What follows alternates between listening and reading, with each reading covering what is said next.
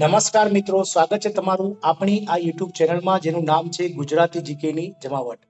મિત્રો, આજના વિડીયોમાં આપણે વાત કરીશું કે આજે જે જિલ્લા નગર પ્રાથમિક શિક્ષણ સમિતિ દ્વારા એટલે ગુજરાત રાજ્યમાં પ્રાથમિક શિક્ષણ સમિતિ દ્વારા મિત્રો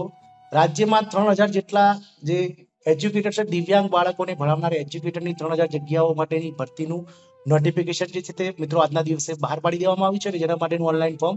19 ફેબ્રુઆરીથી લઈને 28 ફેબ્રુઆરી સુધી ભરવામાં આવી રહ્યા છે. મિત્રો, આ જે એજ્યુકેટર છે તેના માટેની મિત્રો જે ખાસ યોગ્યતા છે એટલે કે શૈક્ષણિક લાયકાત શું હશે અને શું હોય છે તેના અલગ અલગ માપદંડો, તેના માટેનો મિત્રો ગુજરાત રાજ્ય શિક્ષણ વિભાગ દ્વારાનો 20 સપ્ટેમ્બર 2023 નો જે પરિપત્ર છે તે પરિપત્ર શું છે, આ તમામ માહિતી આજના વિડીયોમાં મેળવીશું. તો વિડીયોના અંત સુધી આપ બનાવી રહેશો અને જો અમારી ચેનલમાં નવા હોય તો અમારી ચેનલને મિત્રો સબસ્ક્રાઇબ કરીને સાથે બેલ આઇકોનને દબાવી દેજો, જેથી કરીને અમારી ચેનલ પર મૂકવામાં આવતા વિવિધ ભરતીના નોટિફિકેશન, વિવિધ ભરતીઓના પરિણામ સાથે જ મિત્રો જનરલ નોલેજને લગતા વિડીયોઝ અને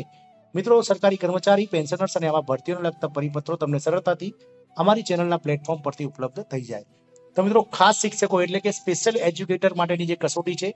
તેના માટેનો મિત્રો 20 સપ્ટેમ્બર 2023 નો ગુજરાત સરકાર શિક્ષણ વિભાગનો આ ઠરાવ છે, જેમાં મિત્રો વંચાણે લીધેલ છે કે સામાન્ય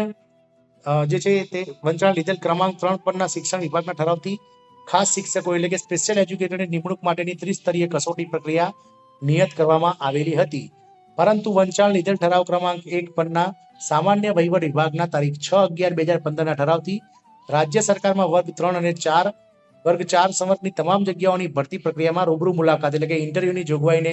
રદ કરેલ છે. આથી સામાન્ય વહીવટ વિભાગના ઠરાવની જોગવાઈને ધ્યાને લેતા તથા ખાસ શિક્ષકોની જગ્યાની ભરતી પ્રક્રિયા ઝડપી અને વધુ પારદર્શક બનાવવાના હેતુથી પ્રસ્તુત ઠરાવમાં સૂચવેલ ત્રિસ્તરીય કસોટી પ્રક્રિયાના સ્થાને ખાસ શિક્ષક સ્પેશિયલ એજ્યુકેટર યોગ્યતા કસોટી એટલે કે સ્પેશિયલ ટેટ 1 અને ખાસ શિક્ષક સ્પેશિયલ એજ્યુકેટર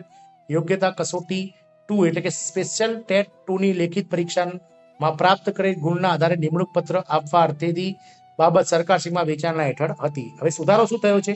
તો મિત્રો 20 સપ્ટેમ્બર 2023 ના રોજ સુધારો થયો કે પુખ્ત વિચારણાના અંતે સરકારી પ્રાથમિક શાળાઓમાં અભ્યાસ કરતા દિવ્યાંગ વિદ્યાર્થીઓ માટે ખાસ શિક્ષકો એટલે કે સ્પેશિયલ એજ્યુકેટર ટીચરની કસોટી બાબત ખાસ શિક્ષક યોગ્યતા કસોટી 1 એટલે કે સ્પેશિયલ ટેટ 1 તથા ખાસ શિક્ષક યોગ્યતા કસોટી 2 સ્પેશિયલ ટેટ 2 ઉપરાંત બંને કસોટી વર્ગખંડ અવલોકન, ક્લાસરૂમ ટીચિંગ અને સમાલાપ એટલે કે ઇન્ટરવ્યુ આધારિત કસોટીના સ્થાને ખાસ સ્પેશિયલ શિક્ષક એજ્યુકેટર એટલે કે ખાસ શિક્ષક સ્પેશિયલ શિક્ષક યોગ્યતા કસોટી 1 સ્પેશિયલ ટેટ 1 અને ખાસ શિક્ષક સ્પેશિયલ એજ્યુકેટર સ્પેશિયલ જે છે તે સ્પેશિયલ ટેટ 2 ની લેખિત પરીક્ષામાં પાસ થયેલ ઉમેદવારોના મેરિટ આધારિત રહેશે. વંચાણે લીધેલ ક્રમાંક 3 મુજબના 17/2023 ના ઠરાવની અન્ય વિગતો યથાવત રહેશે. મિત્રો, એટલે કે જે યોગ્યતા છે મિત્રો, જે આપણે વાત કરી છે કે આજે સરકાર દ્વારા જે જાહેર કરવામાં આવી છે 3000 જેટલા સ્પેશિયલ એજ્યુકેટર પ્રાથમિક વિભાગમાં ભરવાના છે, તો તેમના માટે મિત્રો જે વચ્ચે લેવામાં આવી હતી ગત વર્ષે માફ કરશો મિત્રો, ગત ઓગસ્ટ સપ્ટેમ્બર મહિનામાં લેવામાં આવી હતી સ્પેશિયલ ટેટ 1-2 ની જે પરીક્ષાઓ હતી તેના ગુણના આધારે જ મિત્રો આ જે લેખિત પરીક્ષા છે તેમાં પાસ થયેલા હશે ઉમેદવારો તેમને જ મિત્રો આ નોકરી મળશે. કારણ કે મિત્રો કોઈ પણ જાતનો ઉલ્લેખ ક્યાં શૈક્ષણિક લાયકાતનો આજે છે નોકરી તેમાં કરવામાં નથી આવ્યો, પરંતુ ખાસ આ ઠરાવ પરથી એવું જાણવા મળે છે કે જે 3000 સ્પેશિયલ એજ્યુકેટરની જે જગ્યાઓ બહાર પડી છે શિક્ષકોની કાયમી, તેમાં મિત્રો સ્પેશિયલ ટેટ 1 અને સ્પેશિયલ ટેટ 2 પાસ ઉમેદવારો